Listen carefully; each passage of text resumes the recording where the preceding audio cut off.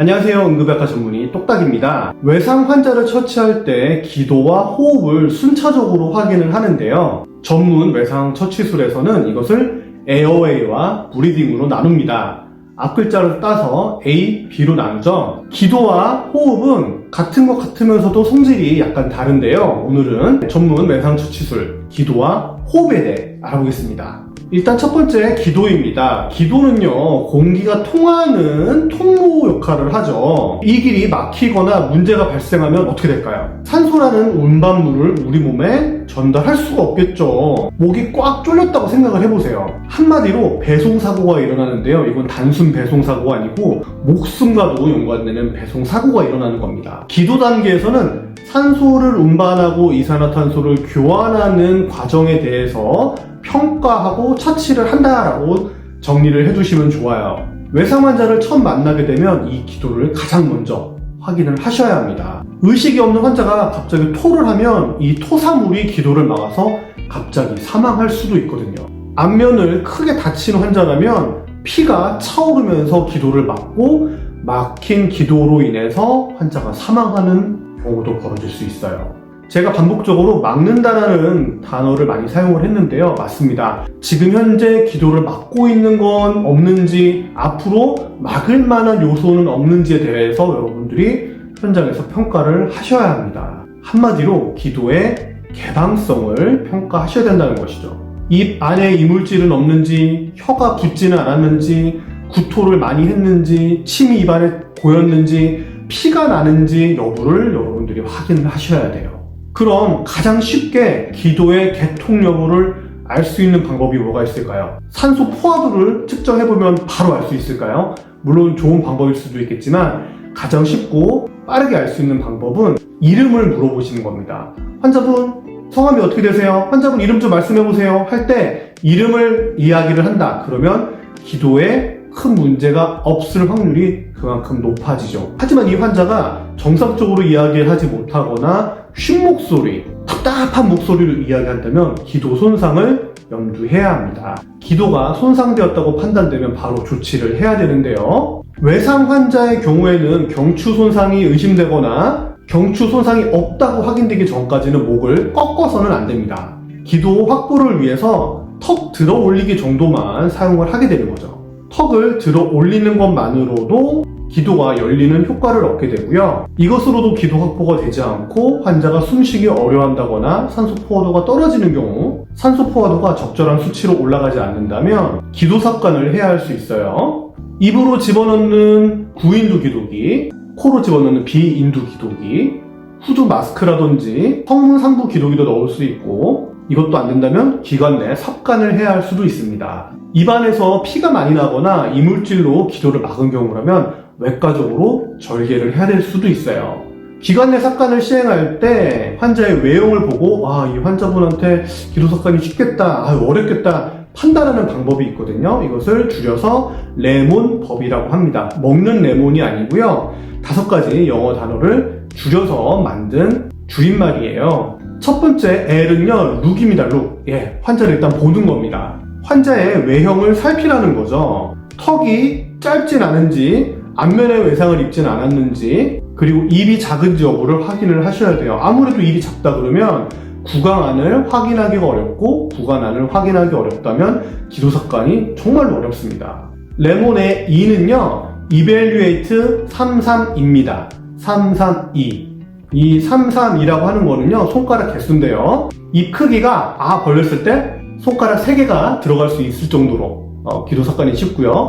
그리고 턱 끝부터 설골까지 옆에서 봤을 때 3개, 그만큼 턱이 길어야겠죠. 그리고 이라고 하는 얘기는요, 혀 뿌리부터 갑상선 연골까지 2개. 사이즈보다 작다고 한다면 기도 삭관이 어렵다라고 평가를 하는 거죠. 그래서 Evaluate 332에서 레몬의 E가 됩니다. 그리고 레몬의 M은요, 말란파티입니다. 말란파티라고 하는 거는 인도 출신의 미국 마취과 선생님이신데요. 마취과 선생님들이 인공호흡기 기도 삭관 많이 하시잖아요. 그래서 이분이 경험적으로 이런 분들에게는 기도 삭관이 쉽고 이런 분들은 어렵다라고 하는 걸 나눈 거예요. 한마디로 쉽게 설명해드리면요. 벌렸을 때 목젖이 잘 보이고 입이 크게 벌려졌다. 그러면 1단계가 되고요. 벌렸는데 목젖도 안 보이고 조금밖에 못 벌린다. 거의 입안이 보이지 않는다. 하면은 4단계가 되는 거예요. 1단계가 당연히 기도사관이 쉽겠죠. 4단계로 갈수록 어려워지는 겁니다. 이것을 평가하는 게 말란 파트입니다. 자, 이제 레몬의 O인데요. O는요, obstruction. 입안을 막을 만한 것들이 무엇이 있는지 평가를 하는 거예요. 침이라든지 분비물, 피, 이물질 같은 것들이 끼어있진 않은지, 피떡이 있진 않은지 여부를 확인을 하는 겁니다. 기도를 막을 만한 이물질들을 보는 걸 O 영역에서 확인을 하는 거죠. 이런 것들이 많다고 그러면 석션을 아무리 해내도 피가 뽕뽕뽕뽕뽕뽕뽕 이렇게 펌프질하는 경우 있거든요. 이런 경우에는 정말 육안적으로 확인이 되지 않아서 외과적 절개를 해야 되는 경우도 있어요. 자, 마지막 레몬의 N인데요. N은요, 넥입니다. 넥. 목이란 뜻이죠. 목이 이렇게 짧은 분들은 기도석관이 정말 어렵습니다. 정말 어려워요. 그리고 경추 보호대를 이렇게 차고 계신 분들은 기도석관 하기 위해서 보통 목을 젖히는데 경추 손상이 확인되기 전까지 젖힐 수가 없잖아요. 그렇기 때문에 제한되는 움직임으로 인해서 경추 보호대를 차고 계신 분들은 기도석관이 어려운 측면이 있어요. 자, 이제까지 기도, 즉 에어웨이에 대해서 알아봤는데요. 어떻게 좀 이해가 좀 되시나요?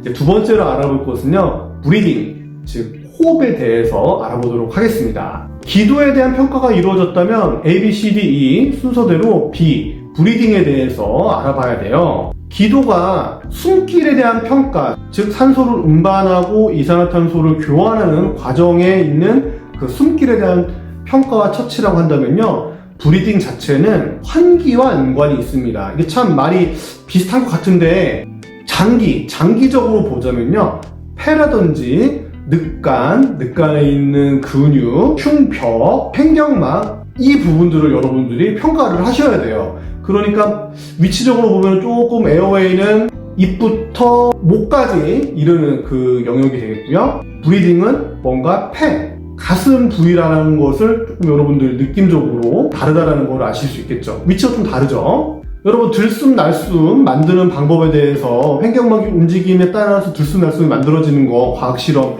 해보셨죠? 이 들숨 날숨이라고 하는 거는요, 흉부에 손상이 하나만 있어도 영향을 받습니다. 현장 대원분들이라면요, 기도에 아무런 문제가 없더라도 숨을 쉬기 어려워한다거나 힘들어하는 환자분이 계신다면 산소를 주면서 이송을 하셔야겠어요.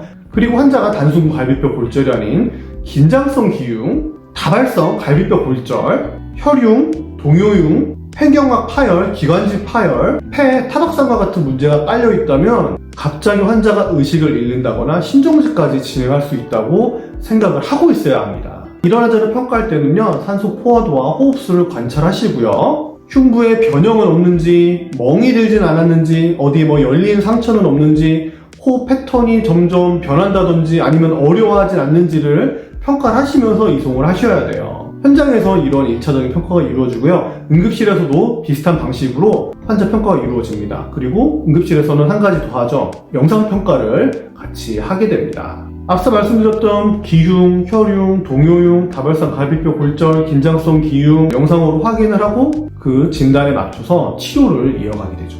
산소 요구도 정도에 따라서 비강 캐뉼라라든지 마스크, 그다음에 인공호흡기까지 달아야 될 수도 있어요. 치료 옵션은 그때그때 바뀐다라는 사실 염두에 두시면 되겠습니다. 자, 오늘은요, 기도, 에어웨이와 호흡, 브리딩에 대해서 알아봤습니다. 확인하고 해결해야 하는 우선순위에 맞춰서 A, B, C, D, E로 나누는데요. 오늘은 A와 B를 알아본 거죠.